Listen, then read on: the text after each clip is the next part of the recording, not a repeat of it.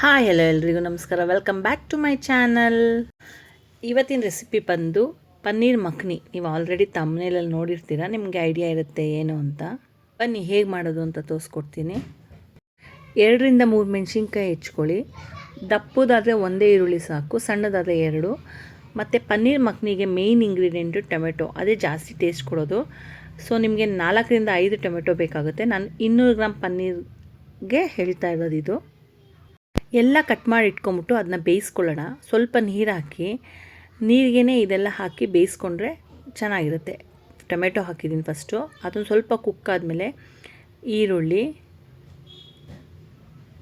ನಾವೇನು ಕಟ್ ಮಾಡಿ ಇಟ್ಕೊಂಡಿದ್ವೋ ಅದನ್ನ ಹಾಕೋಣ. ಹಸಿಮೆಣ್ಸಿನ್ಕಾಯಿ, ಮುಂದೆ ಹಚ್ಕಾರದ ಪುಡಿನೂ ಹಾಕ್ತೀವಿ, ಸ್ವಲ್ಪ ನೋಡ್ಕೊಂಡು ಹಾಕ್ಕೊಳ್ಳಿ ಸ್ಪೈಸ್ನ. ಒಂದು ಅರ್ಧ ಇಂಚಷ್ಟು ಶುಂಠಿ, ಒಂದು 4-5 ಎಸಳು ಬೆಳ್ಳುಳ್ಳಿ, ಜಾಸ್ತಿ ಬೇಡ ಬೆಳ್ಳುಳ್ಳಿ ಎಲ್ಲ.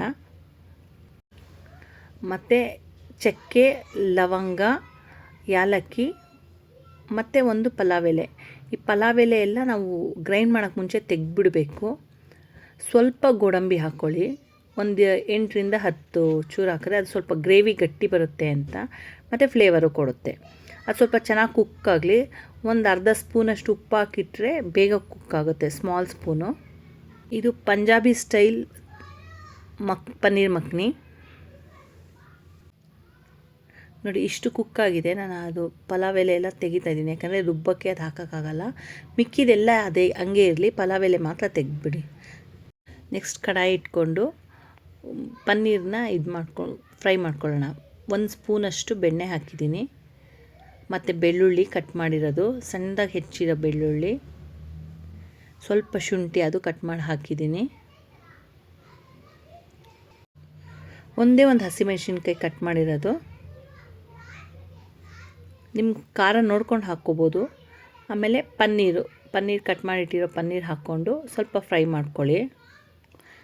ಬೆಣ್ಣೆಲೇ ಫ್ರೈ ಆಗಲಿ. ಪನ್ನೀರ್ ಚೆನ್ನಾಗಿ ಫ್ರೈ ಮಾಡಿ ಒಂದು 3-4 ನಿಮಿಷ. ಇದಕ್ಕೆ ಖಾರದ ಪುಡಿ ಹಾಕಿ ಅಕಾರ್ಡಿಂಗ್ ಟು ನಿಮ್ಮ ಟೇಸ್ಟು. ನಾನು ಸ್ವಲ್ಪ ಕಡಿಮೆನೇ ಖಾರ ಹಾಕಿದ್ದೀನಿ, 1 ಸ್ಪೂನಷ್ಟು ಹಾಕಿದ್ದೀನಿ. ಅದು ಸ್ವಲ್ಪ ಚೆನ್ನಾಗಿ ಫ್ರೈ ಮಾಡ್ಕೊಂಬಿಟ್ಟು ಆ ಗ್ರೇವಿ ಏನು ರುಬ್ಬಿಟ್ಕೊಂಡಿದ್ವಿ ನಾವು ಆವಾಗಲೇ, ಟೊಮೆಟೊ ಪ್ಯೂರಿದು, ಅದನ್ನು ಹಾಕೋಣ. ಅದನ್ನು ಹಾಕಿ ನಿಮ್ಗೆ ನೀರು ಎಷ್ಟು ಬೇಕು ಅದು ನೋಡ್ಕೊಂಡು ಹಾಕ್ಕೊಳ್ಳಿ. ತುಂಬ ತೆಳುನೂ ಬೇಡ, ತುಂಬ ಗಟ್ಟಿನೂ ಬೇಡ, ಒಂದು ಅದಕ್ಕೆ ಹಾಕ್ಕೊಳ್ಳಿ.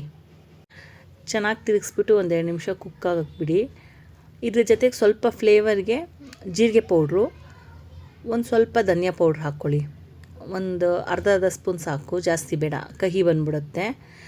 ಅದು ಚೆನ್ನಾಗಿ ತಿರುಗಿಸಿದ್ಮೇಲೆ ರುಚಿಗೆ ತಕ್ಕಷ್ಟು ಉಪ್ಪು ಹಾಕಿ. ಉಪ್ಪು ಹಾಕೋಗಿ ನೋಡ್ಕೊಳ್ಳಿ, ಆವಾಗಲೇ ಟೊಮೆಟೊ ಬೇಯೋಕ್ಕೂ ಹಾಕಿದ್ರಿ, ಸೊ ಬ್ಯಾಲೆನ್ಸ್ ಆಗಬೇಕದೆಲ್ಲ.